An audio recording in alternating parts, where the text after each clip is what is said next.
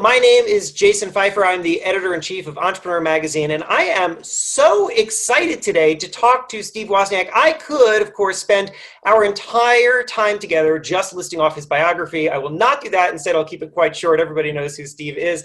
Co-founder of Apple, a pioneer in personal computing, and now the founder of WozU, a online tech-focused education company. Steve, I am so pleased to talk to you now because I think this is a time in which people are, of course, quite unsure of the future, and you had a big hand in creating what I think we think of as the future. And I'm curious to start off with your insights on what you think entrepreneurs should be looking for now as they are thinking about where opportunity is and how to focus themselves in what feels like such an unsteady world. It's funny, the world seems unsteady, but I really haven't seen a drop in entrepreneurships, in ideas, or in big companies and business. I mean, Apple became $2 trillion companies. So the tech industry, the digital industry really hasn't been impacted, and that's the sort of entrepreneur I'm thinking of. Entrepreneurs are the same as they've always been, pretty much. You can't have a company like as huge as Apple. Think of every little idea and application in the world. All they really see is inside their own building, pretty much. Whereas you have people all over the world, entrepreneurs that see, here's a need, here's something I could do that could improve, maybe a different geography, maybe just a certain product line or category or service line in the world. Here's how I can make it better. Here's how I can make it simpler. And they're all over. You can't stop that. You also can't stop the built-in desire to be curious and to be creative. That's in everyone. And sometimes it gets shut down in your younger years and you turn out not being so much a free thinker and an inventor, but there's still, you can't stop that from always being out there. There are people that are saying, what's interesting in the world? What can I do better? What do I have skills at that I can employ them and show off to the world, even if it's not just working for the same company, 9 to 5, although that's okay too. Wherever you can do something good for the world, you just can't put people down. Some people have no skills though. That's an issue. No education, that can wind up limiting your opportunities. But that doesn't apply to entrepreneurship. Entrepreneurship is more being interested in something than even having the skills to do it and talking to people. This would be a great idea. That inspires you, and motivation from within is worth more than all the skills you could have. I love that answer. I feel like what you're saying is it's inside an entrepreneur already. These might be different times, but an entrepreneur has always gone into this knowing change is going to happen, that a constant learning, a constant curiosity is the thing that's going to get them forward. And what is a pandemic, I suppose, except for one giant version of the challenges and change that they would have otherwise already faced? Yeah, well, I'll give you an example why entrepreneurship is almost benefiting from what's going on now, which is you have a couple of types of digital developers, say. One is a well-trained at the university digital engineer. You give them a project, they know how to design it, they've studied it, they've done it before, maybe they've done it for 40 years in their life already. And yet then there's another type that says, I have this little idea. I wonder if it'd be possible. And the ideas just float out of heads, and they aren't things that exist right now and have formulas in books that 1 million people could build. Oh, I'm going to run a laboratory. I want to make something on my own. I want to be a maker. I'm going to try to prove to the world this actually works. I'm going to show it to my friends and they'll be impressed. That's the inventor. So the inventor is different than the engineer, and entrepreneurs are obviously much closer to the invention side. That's why they always say to be successful, you should think out of the box. Mm-hmm. Steve, let's shift over to sort of same thinking, but really focused on technology, something that I think a lot of people are talking about when they are watching technology, at least from the outside, is the way in which these past few months of the pandemic have shifted the way that we relate to and think of technology. Obviously, there are examples like the growth of telemedicine, the way that everybody is now talking on video, the way that we are now. But what are your thoughts on how these shifts that we've had in consumer behavior, in marketplace needs, what is that going to lead to in terms of the next technologies and the next opportunities in technology for entrepreneurs? Well, a lot of changes in life aren't that obvious or even happen that fast at first. And obviously, I'm in Silicon Valley. We were used when the pandemic hit, work changed. How you live your life became a lot more working at home, having meetings from home, having meetings online like this. And now I think that gives us a chance to say, oh, it could work. There was a time when the internet was around and nobody was selling anything. And everybody was saying, don't dare put your credit card online. Wait a minute, you go to the store, you show them a credit card, they get all the details, and you aren't willing to show that on the internet to one party that you're trying to buy something from. So I jumped in real quick saying, hey, this really isn't a concern. But a lot of people held off for the longest time. Now look how important a part it is in our lives. As far as how do you detect what's good for the future, it's still going back into your own heart. Be your own market. Market of one is good. That's the best, because you know what, if you have a decent head, you know what is good, what is elegant, what is simple, what works the right way versus what does the job, but it's just kind of clumsy and ugly. If it's partly for yourself, you want it to represent yourself and to be your own beauty in a product. Hmm. So think that out, and then you'll know what you want to do, and you'll be motivated to work hard on it and to make it successful. Of course, you'll need more than just development talent. Entrepreneurship requires business thinking, marketing thinking, and engineering. The engineers are so clever, and sometimes they're left out till last. Business plan, and I'll raise some money with venture capitalists, and then I'll hire some engineers somewhere in the world. An engineer directly involved in with what the product is gives you a huge advantage over the rest of the world. Steve, I feel like very infused in that answer is this observation so core to entrepreneurship that you need to be focused on what people need right now. Don't focus on what they needed before. Don't focus on what you were good at before. You need to be always thinking about what's happening right now. But of course, the brilliance of Apple and the brilliance of your work is that we always felt like you were one step ahead of understanding what people needed next. And I wonder what your advice is to entrepreneurs as they try to figure that out today.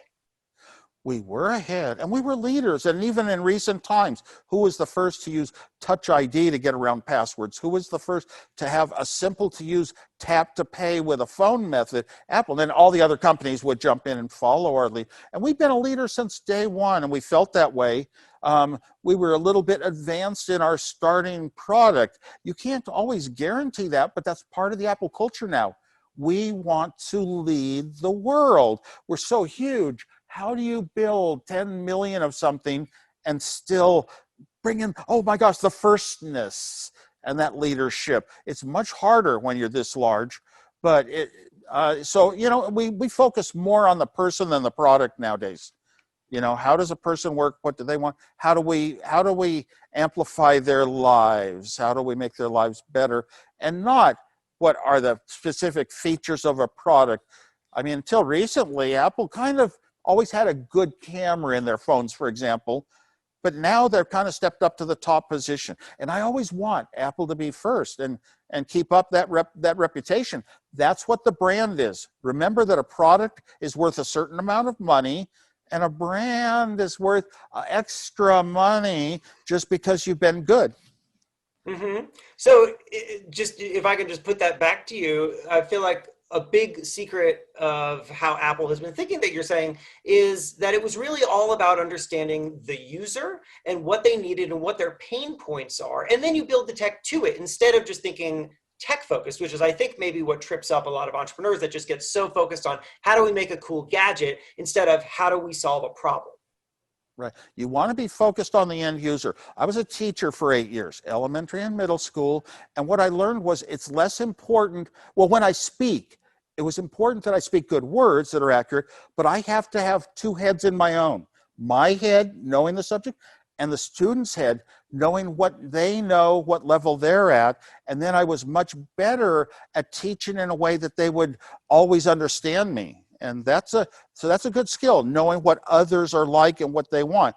Obviously, if you're the market to begin with, you know yourself.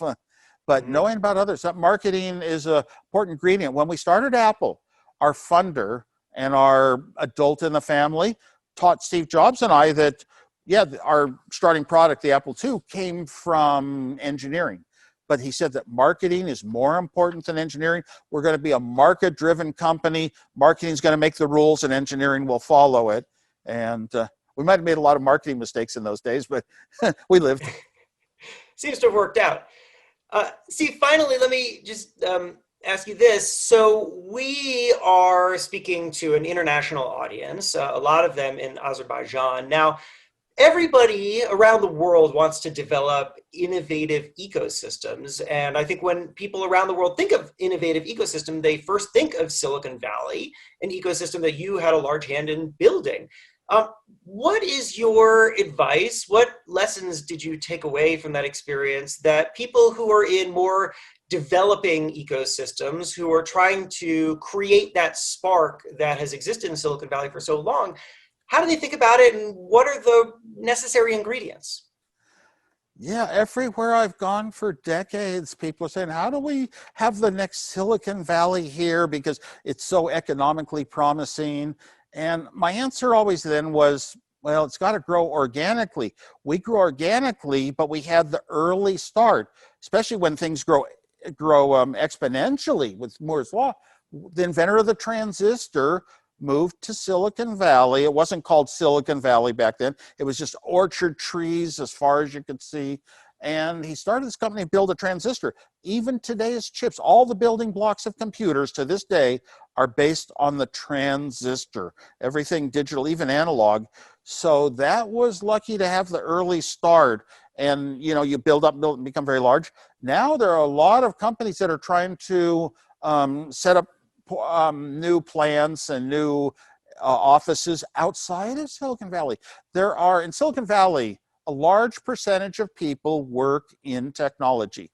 But in a lot of other places, in Los Angeles, California, in Southern Florida, in Austin, in Pittsburgh, Boston, a lot of other places, very similar numbers of people now work in technology. So we have a lot of other technology hotspots. And places around the world like Azerbaijan, oh, I'm totally for them. You got to find the formula, but it takes time. You've got to build.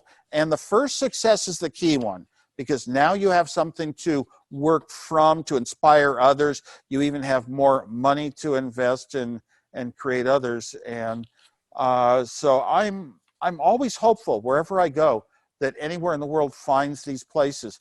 Now we're finding today, obviously, we thought for a while, the only technology in the world, the only revenues come from Silicon Valley. But now look at how that's shifted towards Southeast Asia and China and so much of that. They obviously have their own ways. So when we started Apple, we were just sitting here not knowing anything. We're a couple of kids. It wasn't known as Silicon Valley yet, but we had some skills that, here's an idea and we can build it, and it should make people more productive in their lives. How far would it go? It's hard to see the future. When we started Apple, the amount of memory that would hold one song cost close to $1 million. Do you think we ever envisioned, it's going to be iPod someday? No, you don't look too much further away, but do what you can do now. Look for areas to make money. Now, the big, huge companies of the world, the digital companies of the world, have a lot of control now. Governments have a lot of controls. The best thing that a government can do to inspire Silicon Valley is to offer any benefits they can, taxation, but more or less get the word out. We are for you. We want you to have success in, where we are, because you'll be the start of something that will grow and grow and grow and give us a future revenue source, a future product for our country.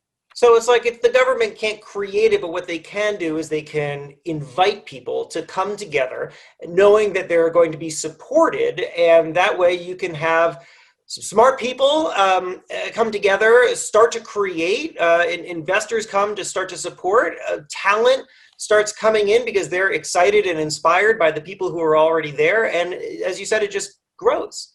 Try to get the smartest people and even put some of your government resources into that.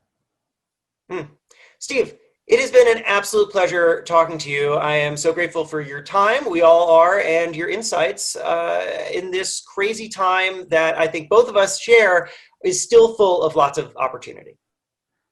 Thanks. I'm glad to be here.